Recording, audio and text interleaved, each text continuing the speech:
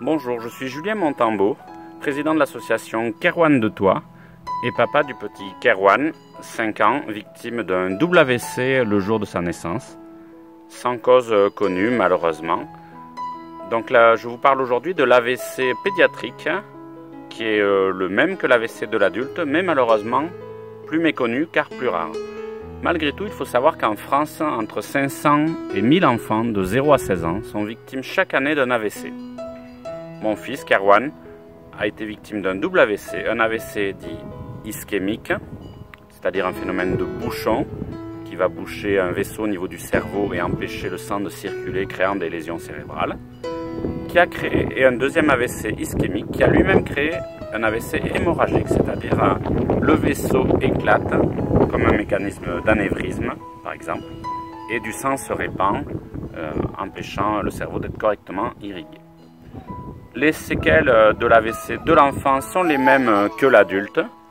En l'occurrence, pour Kerwan, un déficit du côté gauche, il ne contrôle pas son côté gauche, une épilepsie très sévère et c'est un enfant qui ne parle pas non plus. Donc beaucoup de travail de rééducation au quotidien afin de lui permettre peut-être un jour de marcher, d'avoir une vie la plus normale possible. Les symptômes de l'AVC de l'enfant sont les mêmes que ceux de l'adulte, sauf qu'effectivement beaucoup plus. Je suis Marjorie, je suis maman de 3 petites filles et aujourd'hui je vais vous parler de Léonie. Léonie, ma petite fille qui a 5 ans, bientôt et demi. Et si je vous parle d'elle aujourd'hui, c'est parce que je vais vous parler de ce qui lui est arrivé, de son histoire. Léonie, quand elle était dans mon ventre, à la fin de la grossesse, ou au moment de l'accouchement, a eu un AVC. Voilà. Bonjour, alors moi c'est Alix, je suis maman de Pablo qui a fait un AVC quand il avait 2 jours. Pablo a fait un AVC ischémique, c'est-à-dire qu'un caillot est venu boucher une artère de son cerveau. Il a fait un AVC côté gauche. Bonjour à tous, alors je suis la maman de Swan qui a fait un AVC le 20 décembre 2017 à l'âge de 8 mois. Tout a commencé par une bronchiolite asthmatiforme à répétition. Il en a fait 3 en 3 semaines. Il a été beaucoup fatigué, il pleurait beaucoup. Vraiment un enfant différent de d'habitude, différent des autres jours, différent des autres rhumes. Le 16 décembre, je l'ai emmené aux urgences en expliquant le cas de Swan, qu'il avait du mal à respirer, qu'il pleurait tout le temps. Et on m'a gentiment répondu qu'il était malade, qu'il était fatigué, c'était normal, fallait pas que je m'inquiète. Donc moi je me suis rendu compte que mon bébé avait un problème parce que quand il avait 2 jours, il a donné quelques coups de pied avec sa jambe droite. Et j'ai trouvé ça un peu particulier, mais je voulais pas alerter les sages-femmes ou les infirmières comme ça, pour rien. Du coup, il a recommencé. Quelques temps après, il a recommencé, mais sauf que là, tout son corps s'est raidi et son pied, sa jambe a tapé 15 fois. Et là, je me suis dit, bon, il y a un problème, donc je les ai appelés. Elles l'ont gardé quelques temps, elles lui ont fait une prise de sang, elles sont revenues en me disant que non, il n'avait rien. Je suis rentrée chez moi avec mon fils, avec des séances de kiné respiratoire à faire, des lavements de nez à répétition, de la ventoline. Et j'ai fait les séances de kiné, il en a eu 3 au total. Le 20 décembre, la dernière, à 13 h. Et le kiné m'a juste dit, c'est bizarre, on n'a pas l'impression qu'il reprend, il est fatigué. Donc oui, j'avais pas à le dire qu'il est fatigué et que c'est pas habituel chez lui. Donc après sa sieste, bizarrement il allait mieux, il avait envie de jouer, donc j'ai laissé jouer avec sa sœur de 3 ans. Mais ça me semblait bizarre parce que en le regardant jouer, je me suis aperçue que tout le côté droit de son corps ne bougeait plus. Voilà. Et cet AVC, nous l'avons appris lorsque Léonie a eu 4 mois et demi à peu près. En fait, je m'en suis aperçue tout simplement parce que Léonie n'utilisait pas du tout sa main gauche. Et quand elle prenait ses pieds, quand elle prenait un petit objet, elle n'utilisait que la main droite. Mais ce qui m'a paru étrange surtout, c'est qu'elle prenait sa main gauche avec sa main droite et qu'elle la regardait comme si c'était un objet. Quand la pédiatre est revenue le soir, elle a embêté Pablo, enfin, en le déshabillant, tout ça. Et du coup, tout son corps, tout le haut de son corps est tombé. On a vu une vraie hypotonie de son tronc. Et sa jambe s'est remise à taper. Donc là, elle nous a dit qu'effectivement, il y avait quelque chose qui se passait et que c'était pas normal. Pablo a été transféré en SAMU à l'hôpital Arnaud de Villeneuve en soins intensifs néonates à Montpellier. Donc quand il est arrivé, il a été pris en charge de suite. Et moi, je suis arrivée le lendemain matin. Mon mari était avec lui, mais moi, je suis arrivée le lendemain matin parce que la clinique où j'ai accouché n'a pas voulu s'occuper de mon transfert.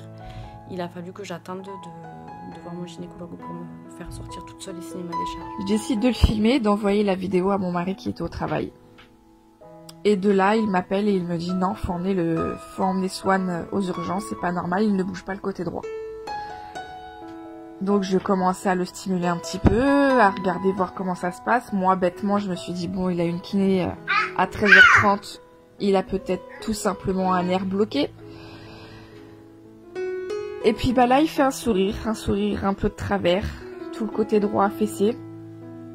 Là, clairement, je me dis que non, il y a quelque chose qui va vraiment pas, mais j'étais loin d'imaginer que c'était un AVC qu'il avait fait.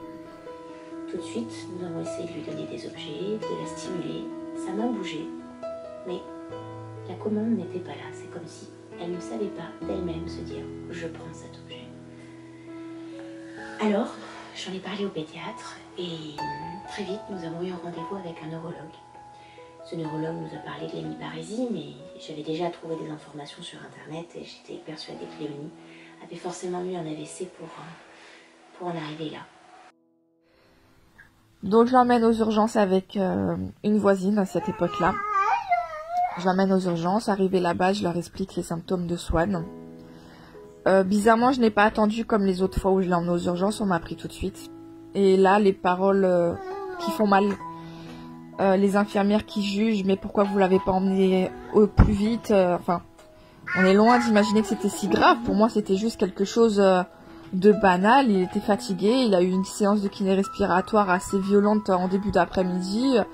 Ok, bah c'est peut-être quelque chose de coincé, enfin comme nous quand on a des blocages au niveau du dos ou quoi, ok. J'étais vraiment très naïve à ce moment-là et je m'en veux encore au jour d'aujourd'hui. Du coup là, on nous a expliqué, quand je suis arrivée, on nous a expliqué ce qui se passait de manière... voilà, chacun... Parfois les médecins n'ont pas forcément la bonne méthode pour parler aux parents. Et là, nous on s'est retrouvés avec un docteur, urgentiste réanimateur, qui nous a juste fait un dessin du cerveau de notre enfant. Il a colorié une zone, il a grisé une zone et il nous a dit voilà, là c'est le cerveau de notre enfant. Et ça là, c'est foutu. Ça marche pas et ça marchera plus jamais. Donc salle de déchocage, branchée de partout, prise de sang, les rythmes d'oxygène artériel, etc. Et là, une infirmière très gentille, peut-être paniquée, qui aurait peut-être pu faire attention à ce qu'elle disait à côté d'une maman en panique. Et là, j'entends la phrase fatidique, pronostic vital engagé. Sur le coup, j'ai marché comme un robot, je suis restée forte pour mon fils. Je suis restée forte pour mon fils. Et j'ai laissé tout le monde prendre soin de lui. Et on m'annonce que... Et donc on m'annonce que le SAMU va venir prendre Swan pour le transférer dans un grand hôpital parisien. Le parcours s'est ouvert sur quelque chose de très médicalisé avec une IRM, des séances de kiné pour stimuler. Parce que ce qui est important, c'est de stimuler, de manière à ce que le cerveau comprenne qu'il a un membre gauche, qu'il a une jambe gauche, et que même si pour le moment il ne connaît pas le chemin pour les utiliser, peut-être qu'en le stimulant et qu'en l'aidant, il arrivera à recréer des connexions. De là, on nous a expliqué que Pablo allait devoir avoir un suivi kiné, psychomotricien, tout ce qui se fait essentiellement dans les CAMS. Donc on a commencé la kiné pour Pablo, il avait 1 mois et demi. Depuis 1 mois et demi, il a 2-3 séances de kiné par semaine. Maintenant, il n'a pas que ça. Il travaille son bras, il travaille sa jambe, il travaille ses doigts, sa main. pour se servir le plus possible de son bras droit et de sa jambe droite. De là, j'appelle mon mari qui lui était rentré à la maison s'occuper des plus grands. Alors j'essaye tant bien que mal au téléphone de ne pas le faire paniquer, mais il sent bien à ma voix que c'est très grave ce qui arrive à notre bébé et que on ne sait pas dans quoi on se lance et dans qu'est-ce que ça va donner. Le SAMU a mis 20 minutes pour faire le chemin de 45 minutes. Arrivé au Kremlin-Bicêtre, nous avons été pris en urgence tout de suite pour passer l'IRM de Swann. Pablo fait caca au WC depuis à peine un mois. Donc ça c'est une belle victoire parce que ça a été très compliqué aussi à l'école. Il a eu une encoprésie persistante pendant presque 5 ans.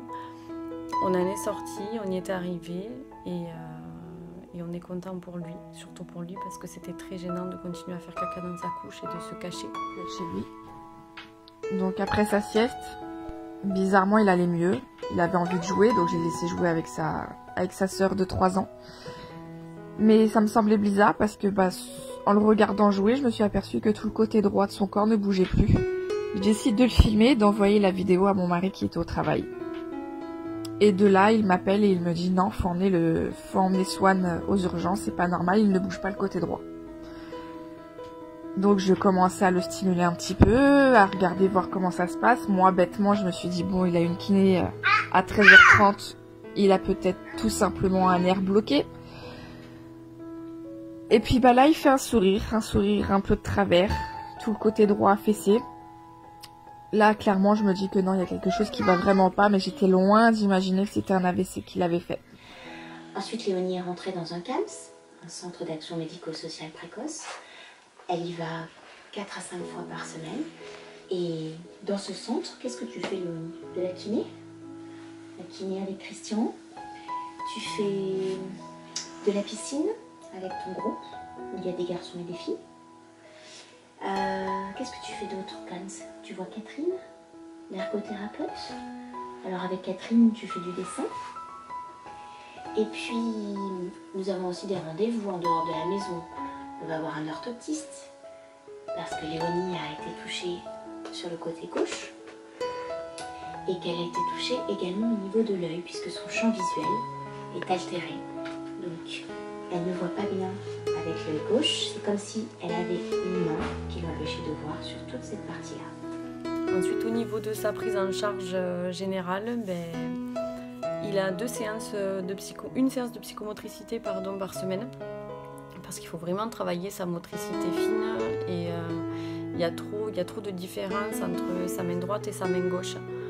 Par exemple, quelque chose qu'il arrive à faire en 22 secondes avec sa main gauche, il le fait en 64 secondes avec sa main droite. Il n'a pas la motricité fine au niveau de sa main droite, n'y est pas du tout. Et il a une trop grosse différence de force aussi entre ses deux mains. Il n'a pas d'appareillage aux jambes. On essaye pour l'instant de continuer à s'en passer, donc il a une séance kiné par semaine, voire 2 si de temps en temps on peut, et si lui il arrive à tenir, parce que voilà, il est très très fatigable. Il a 2 séances donc d'orthophonie par semaine, il voit une psychologue une fois tous les 15 jours, une pédopsychiatre tous les mois, voire 1 mois et demi, le neuropédiatre tous les 3 mois. Voilà, Pablo ne fait toujours pas ses nuits, il est sous mélatonine, il prend 6 mg de mélatonine. Pablo ne fait toujours pas ses nuits, il a 6 mg de mélatonine tous les soirs au coucher et 2 mg quand il se réveille pour l'aider à se rendormir, parce que dans tous les cas, s'il ne se recouche pas avec nous et qu'il n'a pas ses 2 mg de mélatonine, il ne va pas dormir parce qu'il est très très très angoissé. C'est un petit garçon extrêmement anxieux, mais c'est un petit garçon plein de vie. Donc salle de déchocage, branchée de partout, prise de sang, les rythmes d'oxygène artériel, etc.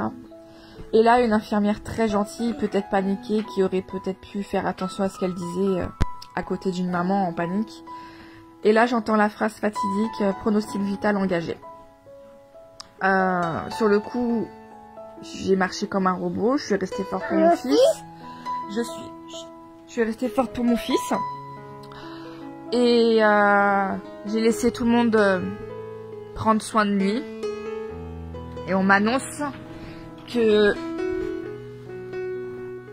Et donc on m'annonce que le SAMU va venir prendre Swan pour le transférer dans un grand hôpital parisien. Parce qu'eux ne sont pas équipés pour faire un IRM en urgence. De là, j'appelle mon mari qui lui était rentré à la maison s'occuper des plus grands. Alors j'essaye tant bien que mal au téléphone de ne pas le faire paniquer, mais il sent bien à ma voix que c'est très grave ce qui arrive à notre bébé et que on ne sait pas dans quoi on se lance et dans qu'est-ce que ça va donner. Le SAMU a mis 20 minutes pour faire le chemin de 45 minutes. Arrivé au Kremlin-Bicêtre, nous avons été pris en urgence tout de suite pour passer l'IRM de Swan. Et là, la longue attente a commencé. Alors, forcément, j'étais toute seule. Le SAMU, très gentil, est resté avec moi le temps de l'IRM. Vraiment, merci à eux d'ailleurs. Et une fois que l'IRM a été fini, 1 heure après, là, tous les médecins et tous les radiologues sont sortis. À leur tête, je savais qu'il y avait quelque chose de grave. Là encore, une fois de plus, les larmes n'ont pas coulé. J'ai caché tout ce que je ressentais. Je me suis mis en mode béton armé pour mon enfant. On m'a dit que le médecin allait venir nous voir et qu'il fallait qu'on monte en réa pédiatrique. Alors le mot réa, tout de suite ça fait peur parce que forcément j'ai vu Swan sortir, il dormait, je me suis imaginé le pire. Elle ne voit pas bien avec l'œil gauche, c'est comme si elle avait une main qui l'empêchait de voir sur toute cette partie-là. Quand tu étais petite, Léonie, tu te souviens, tu portais un cache toujours sur l'œil droit, de manière à ce que ton œil gauche il travaille beaucoup plus. Et puis, qu'est-ce qu'on fait d'autre aussi? Eh bien, on voit un autre kiné en plus, qui vient à la maison. On a attendu pendant 2 heures, 2 heures et demie, le temps que le médecin vienne nous voir. Elle nous a reçus dans une petite salle, le genre de petite salle qu'on redoute, le genre de petite salle qui sait que ce qu'on va nous dire, c'est grave. Et là, avec mon mari, on s'est regardé et on s'est dit, bon, ok, on va écouter ce qu'elle a à nous dire. Et là, la neurologue nous annonce que Swan a fait un... Désolée. On nous annonce que Swan a fait un AVC hémorragique. Que le saignement est encore en cours. Que les 48 heures prochaines vont être décisives. Mercredi, qui est censé être le jour des enfants, il a 2 rendez-vous sur la journée. Donc, il ne se repose pas. Mais il y va toujours la plupart du temps avec le sourire parce que des fois il faut le motiver un peu. Mais il a envie. Il a envie que cette main droite fonctionne comme sa main gauche parce que des fois il n'est pas content. Des fois il est frustré, il dit que sa main droite l'énerve, il dit qu'il ne l'aime pas, qu'elle est moche. Une fois il m'a même dit à moi, t'avais qu'à me faire droitier. Alors déjà, il faut savoir qu'en aucun cas l'AVC d'un enfant est la faute de la maman. Parce qu'en tant que maman, on culpabilise forcément de suite. Parce que pour mon cas, il venait de sortir de mon ventre. Et je me dis, il était en moi. Et si quelqu'un a mal fait quelque chose, c'est forcément moi. Et ça, c'est pas productif. Elle saute. Comme un petit lapin. Mais néanmoins, il y a toujours cette difficulté. Sa main gauche, elle a beaucoup de mal à l'utiliser. Et son pied gauche a tendance à être à l'intérieur. Elle positionne mal son pied quand elle marche. Et puis, elle a une pointure de moins sur le pied gauche, par exemple. Elle a sa jambe gauche qui est plus courte parce que la hanche et le bassin sont aussi décalés. Que pour le moment, son pronostic vital reste toujours engagé. Et faut prier. Voilà. Il faut s'armer de patience. Il faut attendre, voir l'évolution de Swan, voir ce que le saignement a touché. Des séquelles, il en a. Il en gardera peut-être. Il en gardera peut-être pas. Pour l'instant, c'est l'inconnu. Donc on va voir Swan, qui est branché de partout, forcément. Il faut le surveiller. Là, on nous dit que toutes les 2 heures, il va être réveillé pour vérifier les pupilles, vérifier ses constantes, vérifier qu'il va bien. On était le 21 décembre, 3 jours avant Noël, 3 jours avant son premier Noël. Comment annoncer ça à notre famille? Comment annoncer ce genre de nouvelles à nos autres enfants qui étaient à la maison avec les grands-parents? L'infirmière nous a gentiment dit que c'était préférable qu'on laisse Swan la nuit à l'hôpital. En tout cas, sa première nuit à l'hôpital, étant donné qu'il va être très surveillé, que nous, on a besoin de sommeil pour être encore plus fort pour la journée qui va suivre. Donc, ça va être beaucoup de mal que je laisse mon bébé à l'hôpital. Je le serre très très fort dans mes bras. Je lui demande de rester, de s'accrocher à la vie, qu'on a encore besoin de lui.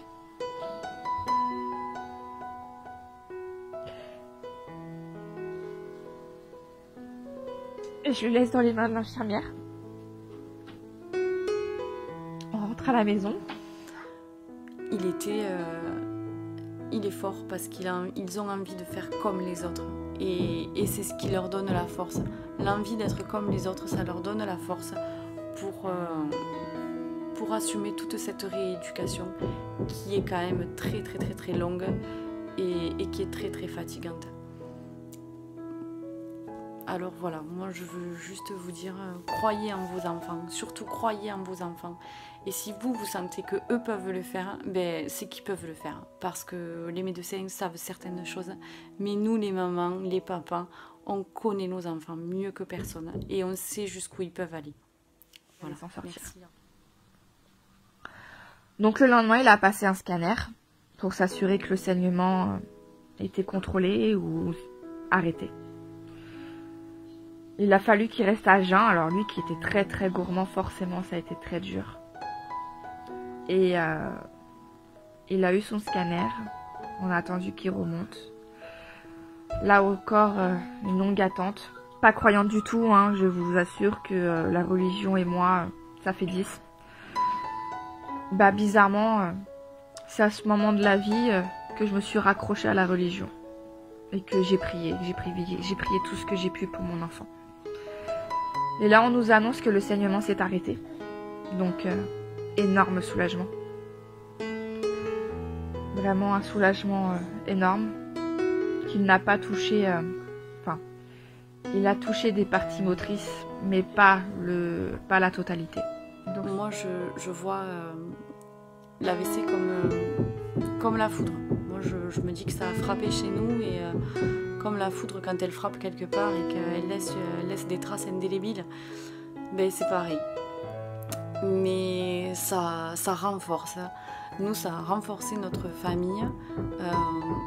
On n'avait pas de personnes en situation de handicap dans notre famille. Et c'est vrai que du coup, on est touché par tout ça. On est touché par des fois le regard des autres, par tout simplement côtoyer des enfants handicapés. Elle court, elle saute, elle est comme un petit lapin. Donc Swan souffre d'une hémiparésie droit, une perte de la sensibilité, l'hypotonie du tronc, pardon. Et les autres séquelles, s'il y en a en tout cas, on nous dit que vu qu'il a que 8 mois, on les verrait au fur et à mesure de son évolution. Mais on a de la chance, il paraît. Oui, il paraît, parce qu'à ce moment-là, je ne sais pas trop si c'est de la chance ou... Un enfant de 8 mois ne devrait pas vivre ça. Aucun enfant ne devrait vivre ça. Il est fort parce qu'ils ont envie de faire comme les autres. Et c'est ce qui leur donne la force. L'envie d'être comme les autres, ça leur donne la force pour assumer toute cette rééducation qui est quand même très très très très longue et qui est très très fatigante. Alors voilà, moi je veux juste vous dire, croyez en vos enfants, surtout croyez en vos enfants.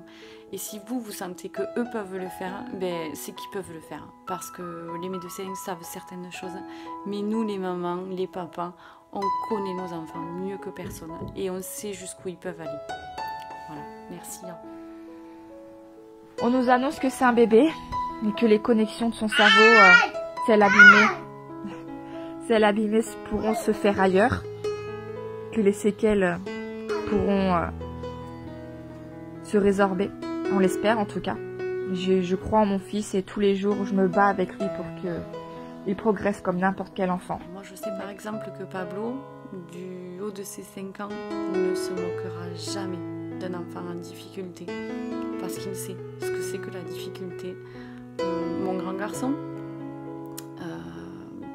qui déjà est un hypersensible, mais fait preuve d'empathie, d'une empathie exceptionnelle par rapport à son frère. Il a tenu assis à l'âge de 11 mois environ. Une belle victoire. Grâce à la rééducation qu'on a mis en place très très vite aux hôpitaux de Saint-Maurice, un des nombreux, non il n'y en a que 5, un des centres de référence de l'AVC de l'enfant dans le Val-de-Marne. Ils sont vraiment très très très très bien. On a une prise en charge vraiment complète. Il a de la psychomotricité, la kinésithérapie, l'ergothérapie, la balnéo. Il y a un suivi psychologue aussi. Voilà, ce qui est très important, le message que je veux faire passer, c'est que bien souvent des pédiatres disent que ce n'est pas grave qu'un enfant utilise qu'un seul côté, qu'il est un peu lent, qu'il a peut-être un peu de retard. Or, ce qui est très important dans l'AVC, ce qui est très important dans l'hémiparésie ou dans l'hémiplégie, c'est de prendre ça le plus tôt possible. Je me suis aperçue que lorsque j'étais sur la gauche de Léonie, normalement n'importe qui tourne la tête quand on lui parle, et Léonie, elle tournait la tête très loin. Et ensuite, elle me retrouvait. Et j'ai trouvé ça très étrange. Ensuite, il y a eu un strabisme qui s'est installé, donc elle avait l'œil qui rentrait vers l'intérieur. Et là, c'est pareil.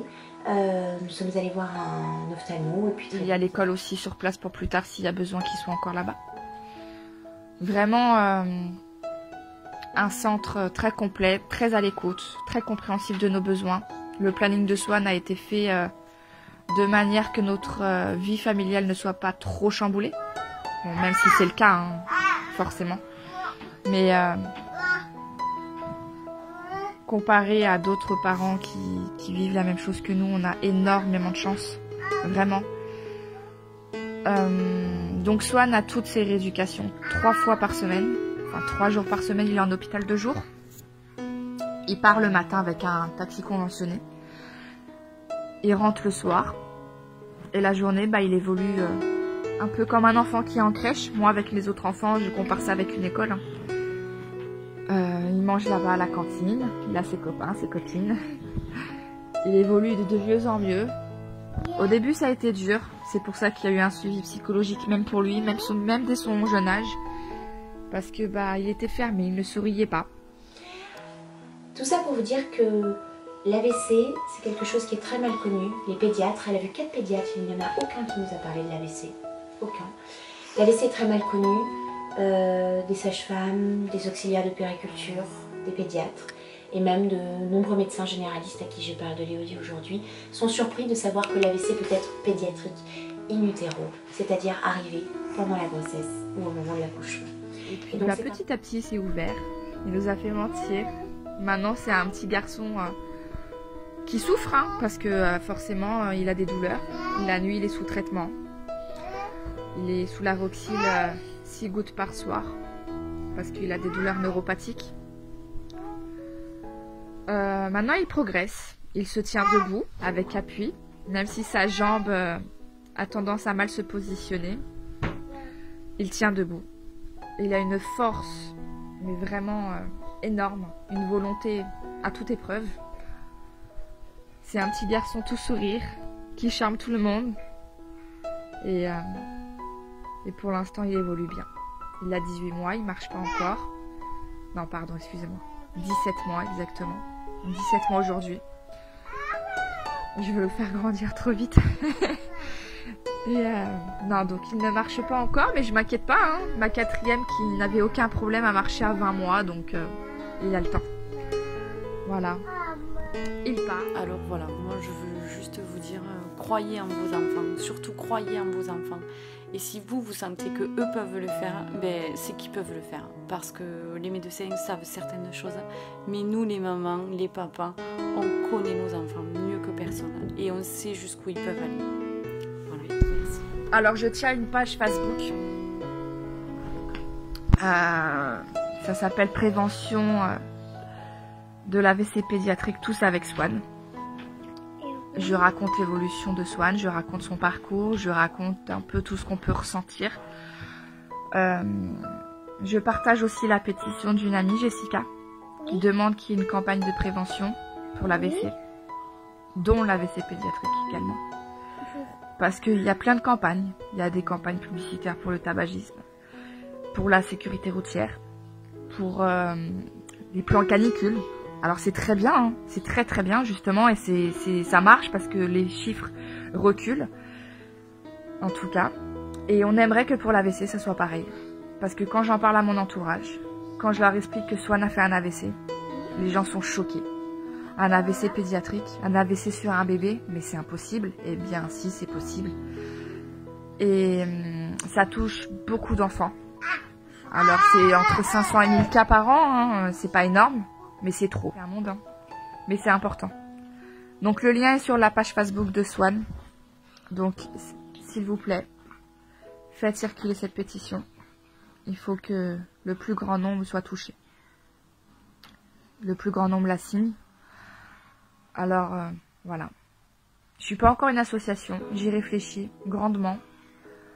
Je sais pas encore si j'ai les reins assez solides pour créer mon association au nom de mon fils. Ou si je me contente d'adhérer à une association qui pourrait nous correspondre, qui soit assez actif, parce qu'il y en a plein, mais il y en a plein qui malheureusement sont pas forcément, ne communiquent pas forcément assez, je trouve. J'ai réfléchi. S'il y a des gens qui sont intéressés, qui veulent s'associer, ou en tout cas associer l'histoire de Swan à la leur, ils peuvent m'envoyer un message, ils peuvent communiquer avec moi, Marilyn Solivo, ou via la page de Swan. Voilà. Quoi dire d'autre? Merci. Merci à toi, la youtubeuse, qui m'a envoyé cette proposition de vidéo pour créer une vidéo de témoignage pour l'AVC pédiatrique. Voilà.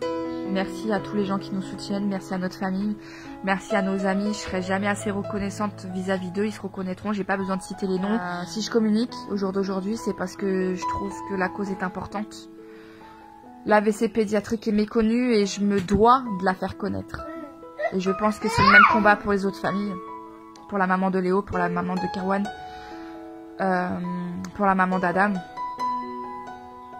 C'est important, voilà. Il faut que le tabou de l'AVC pédiatrique ne soit plus un tabou.